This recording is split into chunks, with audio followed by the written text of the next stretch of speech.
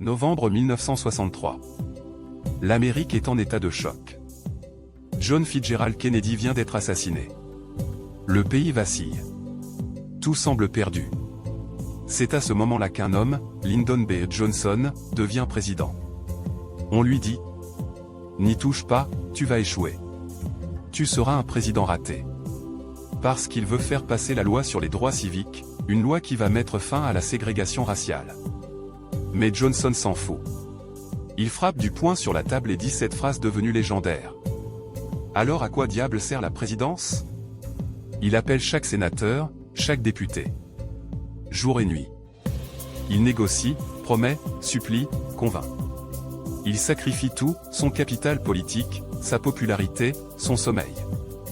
Parce qu'il croit qu'un pays sans justice n'a pas d'avenir. Et le 2 juillet 1964, le miracle arrive. La loi sur les droits civiques est signée. La ségrégation légale prend fin. Les Noirs d'Amérique peuvent enfin entrer librement dans un restaurant, un hôtel, une école. Johnson remet un stylo à Martin Luther King. Ce n'est pas seulement une signature. C'est un changement de monde. Des années plus tard, affaibli, il dira « Nous n'avons pas fait assez. Je suis honteux de ne pas avoir fait plus. » Il savait que la guerre du Vietnam ternirait sa mémoire. Mais il espérait qu'un jour, on se souviendrait de lui pour cela. Avoir eu le courage de transformer la douleur en progrès. Le chaos en justice. La mort en espoir. Parce qu'un seul homme, armé de conviction, peut changer le cours d'une nation. N'hésitez pas de commenter, de liker et de vous abonner pour ne rien rater.